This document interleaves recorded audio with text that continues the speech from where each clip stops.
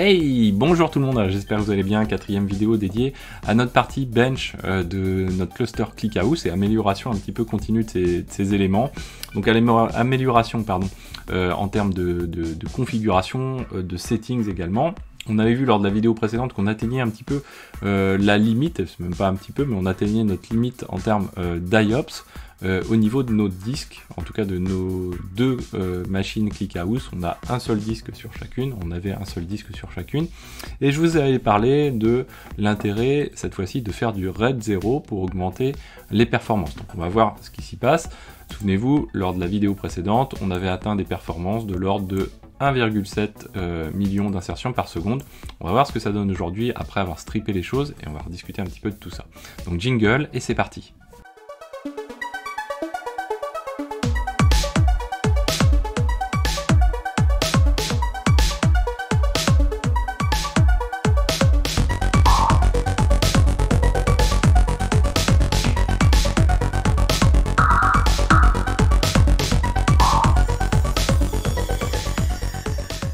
C'est parti. Alors si on repart sur notre tableau, on va faire notre cinquième test finalement ici. Donc je vais sélectionner tout ça. Et en fait, ce qui se passe, c'est que j'ai fait des petites évolutions, bien sûr, pour vous éviter de perdre du temps à me regarder, à juste réinstaller le cluster ClickHouse. Et là, je l'ai réinstallé en mode strippé. Donc on va voir ce que ça donne derrière, ce que ça signifie tout ça. Pour l'instant, le nombre de CPU sur le cluster ClickHouse, on reste sur quelque chose d'identique. Par contre, c'est ici que ça change. On n'a pas un seul disque par machine, mais on a deux disques au niveau de chacune des machines pour augmenter les performances. Derrière le Zookeeper, on n'y touche pas. Ici, ce qui se passe, c'est que je suis passé à 24 vCPU. Et pour l'instant, je reste sur les 15. On verra ce que ça donne en termes de test.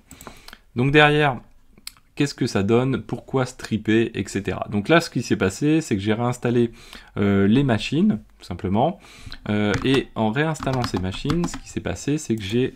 alors, on va se mettre sur les ClickHouse. Donc les deux machines sont identiques, hein, de toute façon. Si je fais un lsblk, je me retrouve maintenant avec deux disques qui servent tous les deux le /data, c'est-à-dire l'endroit où je vais stocker mes données pour mon ClickHouse, tout simplement. Alors pourquoi? Parce que derrière, si on fait un LVS, hop là, LVS, tout simplement. Donc là, on voit qu'on a notre LVData qui est utilisé, qui utilise un volume group VGData.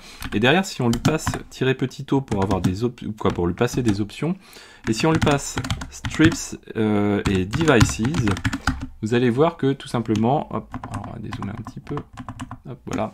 Ici, on voit qu'on l'a strippé donc en x2, et derrière, donc du coup, on sert les deux disques en question au niveau de notre LV, tout simplement. Donc ça veut dire quoi? Ça veut dire que derrière, on va pouvoir cumuler les performances des deux disques. Donc souvenez-vous, on est passé en perf 2, on a vu une amélioration de performance, donc on est passé de 500 IOPS à 1000 IOPS quand on est passé de perf 1 à perf 2. Mais là, le problème, c'est que nous, alors notre hébergeur peut fournir du perf 3. Au passage, petit coucou à Infomaniac, merci pour permettre ce type de test. Et derrière, donc du coup, moi je me dis, je vais pas demander du perf 3, voilà, on va juste essayer de diagnostiquer les choses pour éviter de rechercher les choses en permanence. On va, alors ça c'est pas à faire, hein, classiquement, vaudrait mieux aller vers l'augmentation de la performance fournie par l'hébergeur, parce que derrière c'est de la maintenance en moins, etc. Néanmoins, nous, on va considérer qu'on s'arrête au perf 2. Et donc derrière, ça veut dire quoi? Ça veut dire qu'on strip, donc on fait du RAID 0. Donc RAID 0 physique ou RAID 0 applicatif, c'est deux choses un petit peu différentes, mais la finalité reste la même. Quand on fait du RAID 0 physique, c'est quoi? C'est tout simplement, on a des serveurs, et on va disposer sur ces serveurs de ce qu'on appelle un contrôleur RAID ou un contrôleur disque. Celui-ci, c'est lui qui va avoir en charge de réaliser ce RAID 0, c'est-à-dire faire ce que je vais expliquer juste après. L'intérêt, quand on est sur du physique, c'est que tout simplement, le contrôleur RAID a son propre firmware, etc. Et donc, ne va pas consommer des CPU côté serveur, donc des CPU qui pourraient être utilisés par ClickHouse. Donc là, c'est un gros avantage des serveurs physiques, c'est de disposer de son propre contrôleur RAID et ne pas passer par du contrôleur, du RAID applicatif. Quand on passe par du RAID applicatif, c'est-à-dire avec MDADM ou avec LVM comme c'est notre cas, ce qui se passe, c'est qu'on va le mettre en place. Mais comme c'est applicatif et que ça tourne sur notre système, on va prendre des CPU qui seront en moins disponibles à notre cluster ClickHouse. Donc ça, c'est important aussi à avoir en tête quand on cherche des performances. Ensuite, l'autre élément qu'on n'a pas vu, mais c'est aussi le type alors je vais pas dire de montage, mais de connectique finalement de nos disques. Donc si on est sur du SATA, sur du NVMe, si on est sur du SSD, il faut du NVMe si on veut vraiment avoir les meilleures performances possibles. Alors le RAID 0, qu'est-ce que ça, ça constitue? Nous, on a notre slash data ici, comme ceci. Et bien derrière, comme je vous disais, hop, voilà, on a nos deux disques ici, donc SDB, on a SDC, comme ceci. Et donc, ce qui se passait quand on écrivait avant, donc quand on n'avait qu'un seul disque, notre seul perf 2 comme on avait précédemment, quand on écrivait, par exemple ici, si on écrivait 1, 2, 3 et 4, eh bien en fait, on envoyait ces éléments-là, et donc au niveau du disque, était écrit de manière, on va dire, un peu incrémentale, 1, 2, 3 et 4. Donc si notre disque avait une certaine lenteur, comme c'était le cas lors de la vidéo précédente, souvenez-vous, la bande rouge, eh bien, on n'avait pas trop moyen de contourner le problème, et donc on était limité à la seule performance de notre SDB.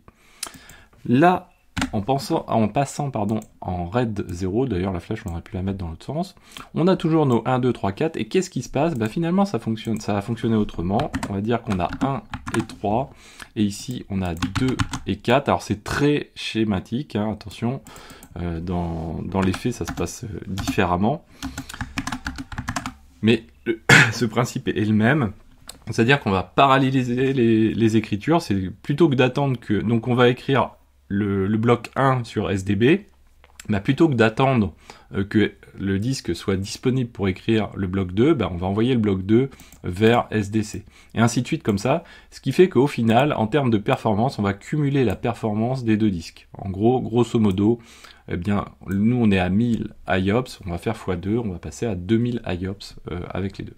Donc ça c'est quelque chose qui est important, et vous voyez que du coup, notre bandelette rouge, elle va certainement diminuer.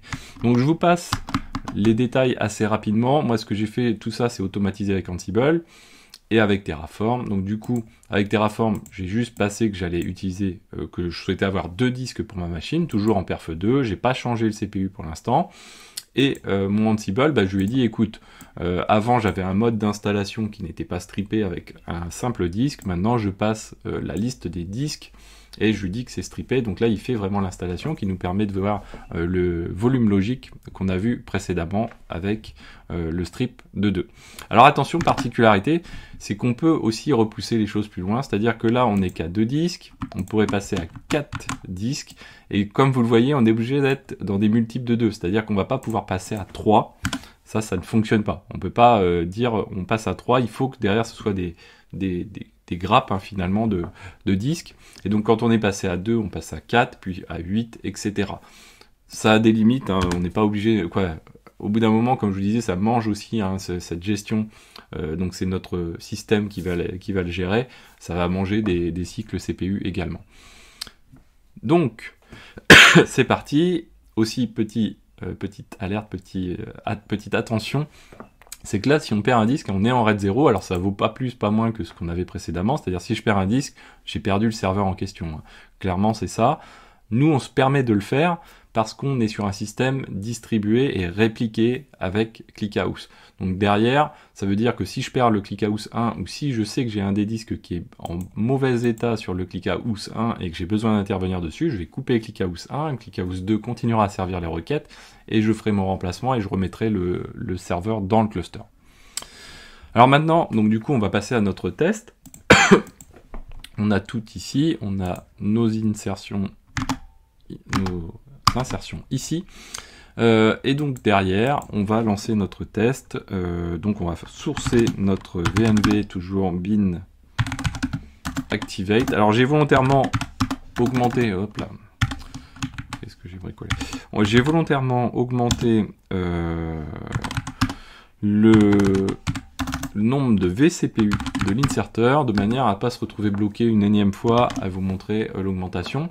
Et derrière, du coup, on verra, je vais juste rajouter après, je pense, un nombre de workers supérieur à ce qu'on avait précédemment. Là, on reste sur ce qu'on avait précédemment, c'est-à-dire 15. Donc là, je lance mon inserteur. Voilà. Hop, on va le mettre exécutable, je mets plus X, inserteur, voilà, hop, inserteur, et c'est parti. Donc là, il est parti, avec le même rythme finalement que ce qu'on avait précédemment.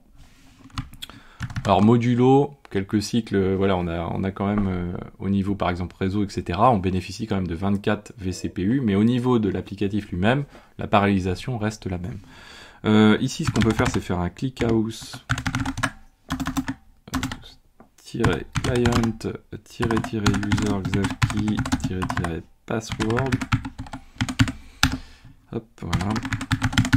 Et là, on va faire un select count étoile from taxi, donc la base de données, et ups. Voilà, comme ceci. Donc là, il est en train d'écrire, vous voyez qu'il a déjà écrit 41 millions le temps qu'on ait lancé et qu'on fasse ceci. Donc du coup, on va se rendre à côté. On voit que notre inserteur, notre inserteur, je vais le mettre, voilà, non, ça c'est Loki, inserteur, voilà. On voit que notre inserteur est parti pour tourner. Maintenant, il a 24 vCPU, hein, donc vous voyez que la courbe n'est pas du tout la même par rapport à ce qu'on avait avant. On tape nettement moins sur les CPU que ce qu'on avait. On le laisse avancer tranquillement. Vous voyez qu'au niveau de la carte réseau, d'ailleurs, on commence à bien télécharger en masse les fichiers, donc ça c'est plutôt cool. Et donc maintenant, on va voir notre ClickHouse. Donc notre ClickHouse, lui, vous voyez, il n'y a pas le rouge qu'on avait lors de la vidéo précédente. Alors on va attendre un petit peu, hein. Il y a moins de rouge en tout cas que ce qu'on avait lors de la vidéo précédente. Du coup, ça veut dire moins d'IO weight. Si on regarde au niveau du hardware, alors à chaque fois je recherche tout, non c'est pas hardware, c'est les disques, storage disk, pardon, hop, on va ranger ça, voilà. Au niveau des IOPS, donc vous voyez qu'on tape, alors on devrait taper sur 4K, alors oui, là on est, si je dis pas de bêtises, je sais pas pourquoi on est au-dessus, on devrait taper du 4K IOPS, alors on va les vérifier ailleurs. Ouais, pourtant c'est read et write, il me semble, hein. Là c'est les write, on est à 8K, je dis pas de bêtises, on a fait x2, on était à 1000, donc on devrait être, alors on va le voir sur ClickHouse de toute façon. Hop. Donc là ça devrait arriver sur ClickHouse maintenant, les insertions, pour l'instant on n'a rien, peut-être qu'il faut que je rafraîchisse tout simplement, on devrait les voir, hop, insert, voilà. Donc là on tape à l'heure actuelle, alors il faut cumuler les deux, hein, puisqu'on est sur les deux serveurs à la fois. Donc là on est à 1,6 million, ouais, 1,7 million pour ainsi dire. Donc c'est plutôt pas mal. Donc bon, il y a toujours les effets, hein, de changement d'applicatif. On était à combien? On était à 1,7 million, hein, déjà. Et au niveau des IOPS, qu'est-ce que ça donne? Voilà, ici on est à 3K. Ça veut dire qu'on est plutôt pas mal. Et derrière, quand on est plutôt pas mal, on tape déjà... non, ça c'est le nombre de fichiers ouverts. Voilà. Ici, on est à... Pardon, que je me trompe pas de ligne. On est à 1500. Donc ça veut dire qu'on a encore de la marge, parce que potentiellement, on doit pouvoir taper sur du 2000. Donc non, on tape déjà assez dessus. Malgré tout, ça reste raisonnable ici au niveau de notre cluster ClickHouse. Ce qu'on peut faire, pour dire avoir une amélioration, voire une amélioration de performance en termes de nos requêtes, c'est d'essayer de taper plus fort. Alors déjà là on est à 1,6 million, hein. C'est plutôt, ouais, 1,7 million même, donc c'est plutôt pas mal. On va le laisser avancer encore un chouïa. Et donc maintenant, on se rend compte que, alors, bon, ça tape déjà pas mal, hein, sur le ClickHouse. Vous voyez qu'au niveau CPU, le ClickHouse, là, ça va pas être tant le disque tout de suite qui pose problème. C'est plutôt là, on commence à atteindre un niveau de CPU où il va falloir augmenter tout simplement le nombre de vCPU de nos machines ClickHouse. Derrière, on a notre ici notre inserteur qui lui se promène un petit peu. Ce qu'on peut faire pour dire avoir une augmentation maintenant, bah, c'est d'augmenter le nombre de workers. Donc on va arrêter. Donc là on a inséré combien de lignes? On a inséré 434 millions de lignes. Vous voyez que ça va relativement vite. Donc hop, comme précédemment, je vais juste faire une petite modif de config pour le nombre de workers et on va le passer à 24, du coup, qui correspond à notre nombre de vCPU. Hop, voilà. Donc là, on va renvoyer tout ça, hein, et c'est parti. Donc là, il va falloir à un moment donné, hein, de toute façon, ça va aller relativement vite, donc du coup, il faudra au fur et à mesure cleaner dans la base de données, parce que sinon, à un moment, ça va aller trop vite pour nous, mais là, pour l'instant, ça va encore. Donc là, on vient de relancer notre inserteur, donc on est passé de 15 à... donc là, du coup, finalement, en termes d'amélioration, alors on a vu que ça a amélioré la condition de ClickHouse, par contre, en termes de performance, grosso modo, on reste à 1,7 million. Donc, c'est bien, hein, parce que ça veut dire quand même qu'on a moins d'IO weight, malgré tout, mais... Voilà, on n'a pas fait d'évolution, on va dire, franche. Et donc là, on va faire le test suivant. Hop, voilà. Donc c'est celui qui est en train de tourner. On va passer ici, hop, à 6. 12, 24, 2, tout ça, ça ne bouge pas. Et ici, on passe à 24. Voilà. Donc c'est parti. Donc on a notre inserteur qui est reparti. Alors là, vous inquiétez pas, c'est l'inserteur qui fait de l'IO weight. Toujours pareil, il faut qu'il écrive quand même sur son disque. Hein. On n'a pas besoin forcément d'augmenter les performances du disque. Ça permettrait d'écrire plus vite les fichiers, effectivement, mais c'est pas le facteur limitant principal. Derrière, ici, on a notre ClickHouse qui a l'air d'avoir repris la charge. Avec, donc vous voyez aussi les performances de la carte réseau au niveau du ClickHouse. Et derrière... Ici, donc c'est parti. Alors, autant que ça monte un peu en charge. Voilà. Alors, vous voyez que la verte déjà est déjà plus élevée que on était tout à l'heure. On va attendre un peu, à voir si ça continue d'évoluer un peu. Hop. Alors, on peut regarder aussi les IOPS. Alors, voilà. Donc là, ça augmente encore. Donc là, on arrive à 2,4 millions hein, au total. Pardon. Et les écritures, vous voyez que ça y est, on vient de passer un cap supérieur et on commence à taper dans le maximum, je pense. Donc il est possible qu'on voit du rouge, pas encore, pas de rouge, mais tout simplement aussi parce que du coup, on voit pas de rouge parce qu'on est au taquet de nos CPU. Donc là, ce qui serait souhaitable, ça serait d'augmenter tout simplement le nombre de cœurs de notre cluster ClickHouse. Ça, on va le faire. Alors, je pense qu'on peut le faire à chaud. On va essayer de le faire à chaud. On va voir.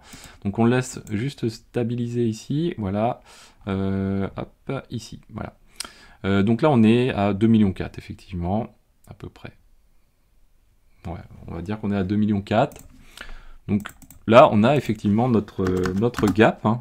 Donc, on est obligé de faire suivre le client. Mais ça, c'est quelque chose qui est indispensable. Hein. Le client, à un moment donné, on est obligé de le faire continuer à avancer pour pouvoir envoyer toujours plus, pour suivre les performances de notre moteur de base de données et de son hardware à lui qui évolue.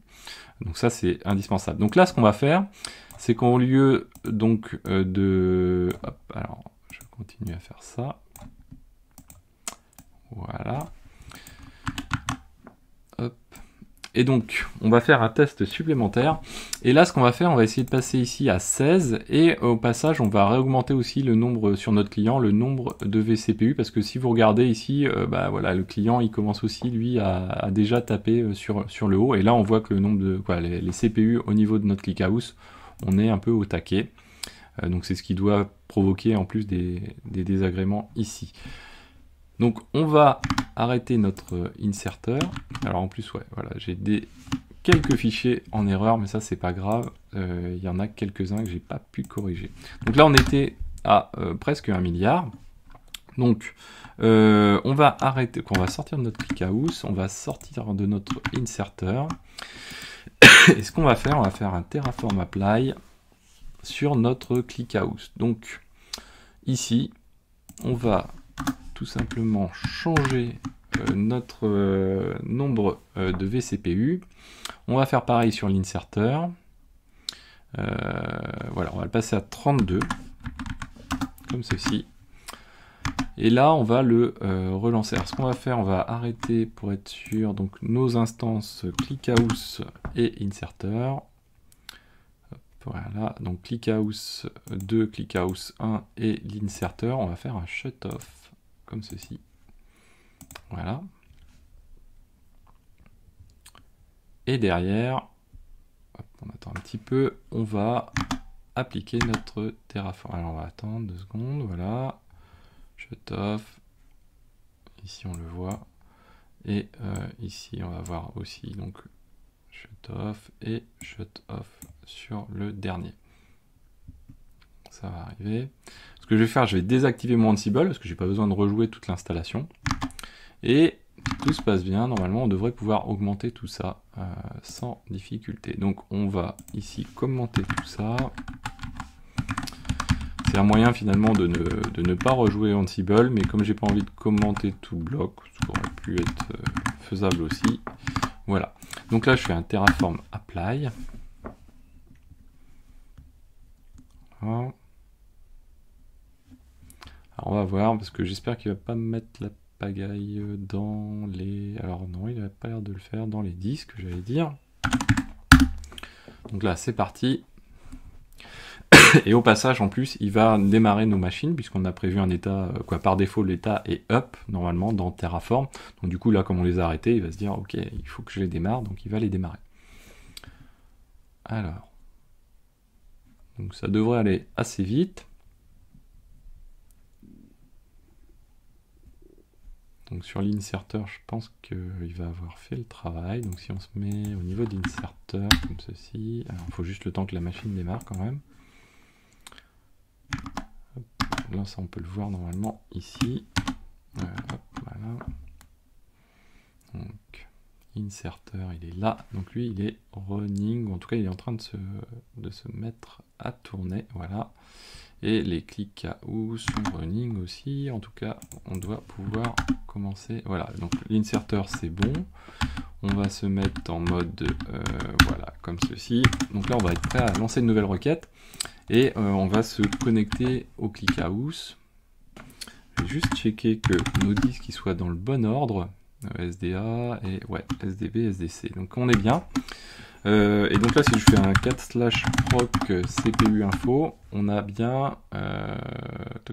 on a combien là? Non, c'est pas le bon nombre ça. Si, processeur, non, on est à 12. Ah, il n'a pas changé. Ah, effectivement, du coup, il a eu un problème. Flavor disk. Ah oui, donc j'ai un problème de taille de disque. Donc ça, c'est plus embêtant. Ok. Ouais, parce qu'en fait, le disque système ne correspond pas à ce qu'on peut passer du côté du nouveau flavor, donc en fait, qui est le niveau. Donc on va faire une brève pause. Je réinstalle et tout de suite, vous allez me retrouver. Allez, à tout de suite. Donc voilà, donc l'installation est terminée, donc j'en ai profité pour faire une vraie évolution pour le coup. Alors j'étais parti pour juste augmenter le nombre de vCPU de notre ClickHouse, mais on va faire un peu plus que ça. Donc j'en ai profité pour stripper à 4. Donc souvenez-vous, on a vu le principe tout à l'heure. Donc ici, on est dans ce schéma-là, c'est-à-dire on a finalement pas que 2 disques, mais 4 disques. Et donc tous portent ici, hein. Donc si on regarde sur ClickHouse, si je fais un sudo lvs-o plus strips devices, comme ceci, eh bien on se retrouve, vous voyez, à 4 strips et on retrouve nos 4 disques derrière. Donc derrière, ce qu'on va faire, on va envoyer notre inserteur. Donc, et au passage aussi, hein, sur ClickHouse, on est à cat/proc CPU info. On est arrivé cette fois-ci à 16 vCPU. Donc parfait. On vérifie que tout est up et prêt. Donc là, on est prêt sur ClickHouse. On est prêt aussi ici. Donc on passe du coup à 4000 IOPS, on va se dire. Et donc derrière, on va renvoyer notre inserteur. On était à combien? On était à 24 workers. Donc on est reparti pour 24 workers, sachant que on est aussi maintenant à 32 Donc ici, si je remonte sur nos tests, ici on est à 32, mais on reste à 24 workers. Et on va voir les performances que ça donne ici. C'est un petit peu la petite inconnue, savoir ce que ça donne. Derrière, donc ici notre inserter, lui, il doit repartir à la bagarre. Donc il est là, hein, ça tourne. On peut aussi se mettre, pendant ce temps-là, notre ClickHouse client, user key, password. Hop. Voilà. Et si je fais un select count étoile from taxi trips, hop, voilà. Donc là, ça avance assez vite. Là, on est déjà à 85 millions. Donc si on regarde ce qui s'y passe, donc notre inserter maintenant on est à 32 vCPU, donc bon, on a toujours du rouge qui arrive, hein, normal, c'est toujours le moment où il charge les fichiers sur son disque. Mais passé ça, normalement il doit envoyer de la charge sur notre ClickHouse qui est ici. Pour l'instant, je pense voilà, c'est en train d'arriver. On arrive à 1 giga par seconde. Et derrière, donc on va voir les requêtes arriver et c'est parti. Donc là, on va attendre que ça monte. On va voir les IOPS ici en écriture. Il faut le temps un petit peu que ça charge tout ça. Donc en plus, il y a les temps de cycle de scrap de Prometheus, quoi, de Victoria Agent, et en même temps le rafraîchissement des dashboards, tout simplement. Donc là, ça y est, ClickHouse, là on voit que il monte haut, un petit peu moins haut que tout à l'heure. Déjà, donc ça veut dire qu'on a quand même gratouillé un petit peu. Alors c'est que 4 vCPU, hein, c'est pas non plus une augmentation de folie. Hein. Et derrière, donc ici, qu'est-ce qui s'y passe? Donc ça augmente bien. Donc là, on est déjà à 2,8 millions. Je pense que ça doit être pas loin du taquet de ce qu'on va avoir avec le nombre de cœurs que l'on a sur le client. Donc là, on voit qu'on tape déjà très très haut. Voilà. On est déjà, même en termes de vCPU, en fait j'aurais dû mettre plutôt 24 hein, sur ClickHouse, parce qu'on est déjà quasi au taquet des vCPU de ClickHouse. Et bon, il chôme pas trop, là on est à 3,3 millions, hein, donc répartis sur les deux serveurs. Donc on peut le mettre ici. 3,3 millions, c'est pas mal. Hop. Donc là, ouais, on va avoir toujours les cycles hein, avec les fichiers. Possible que ça baisse un peu parce que du coup, au niveau du CPU, on est quand même plus qu'au taquet. Hein. Au niveau des IOPS, alors au niveau de l'IO weight, vous voyez, on en voit un tout petit peu. Il y a une couleur différente qui pointe le bout de son nez, je sais pas ce que c'était que ça. On en a un tout petit peu, mais ça reste, on va dire, raisonnable. Donc ce qui nous manque, c'est vraiment des vCPU dans notre cas de figure sur côté ClickHouse. Donc là, c'est le facteur limitant derrière. On est à 3K par serveur, on devrait être au taquet à 4K, mais sachant que derrière, on doit avoir de la lecture, j'imagine. Alors, je suis en train de me dire, c'est un peu bizarre, les IO... on devrait être à 4K, je retrouve pas forcément mes petits, assez logique, quoi, de manière logique. Disque IOPS, discard, ça non. Alors on voit qu'on a un petit peu de discard, hein, c'est storage file system, là on va être plutôt sur les volumes je pense, ouais, plutôt même sur les nombres d'iNode consommés. Non, j'ai pas la métrique IOPS qui correspondrait à nos 4K. Et ça, là, le 16K, c'est pas logique. Donc c'est sur DM0. Non, de toute façon, ça correspond pas. Ça correspond pas en chiffres. Bon, c'est bizarre. J'ai l'impression que le strip, en fait, est mal pris en compte. Est mal pris en compte dans nos métriques. Alors peu importe, hein, je dirais, je pense que celui-ci doit être pas loin de la réalité, parce qu'on est à 3K hein, quand même. Mais derrière, bon, notre ClickHouse qui compte, hein, c'est surtout ici, c'est est-ce qu'on voit de l'IO weight, c'est pas le cas. Donc du coup là, il faudrait augmenter potentiellement notre nombre de vCPU à ce niveau-là. Je vais pas vous le faire là, et on va faire, je pense, sur la prochaine vidéo, faut que soit on va juste augmenter le nombre de vCPU, et ce sera une vidéo très très courte, soit on verra pour faire encore une autre optimisation qui est le degré supérieur, c'est-à-dire augmenter le nombre de shards tout simplement. Et donc augmenter le nombre de machines, peut-être réduire la taille de nos machines, mais augmenter le nombre tout simplement. Donc là, on va rejeter un petit coup d'œil au nombre d'insertions. Voilà, on est comme ceci. Ah, c'est assez marrant, ils se sont inversés un peu le... Donc là, on est à 3 millions 2, 3 millions 3, hein, 3 millions 3. Donc c'est ce qu'on a noté ici. Donc c'est la tentative numéro 7. Et donc là, ce qui est marrant après, hein, c'est tout simplement ici. Hop. Voilà, donc on a déjà passé le milliard. Hein. Donc ça va extrêmement vite. Hein. Si on refait un select, vous voyez, ça va très très très vite. Déjà à l'heure actuelle. Donc ça, c'est assez sympa.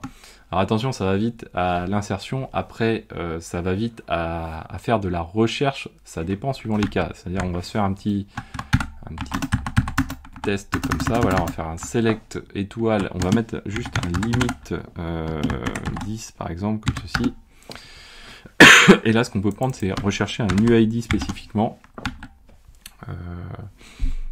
Hop, where UID égale, hop.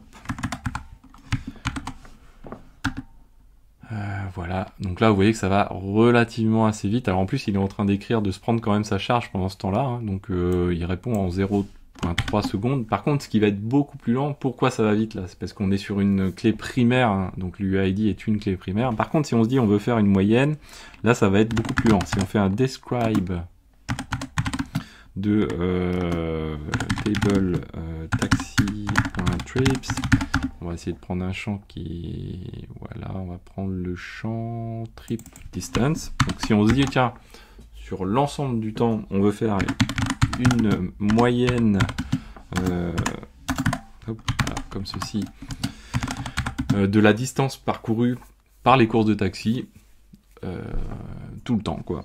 Donc on va faire sur taxi.trips comme ceci. Alors je sais pas s'il a fini les insertions, il n'a pas fini.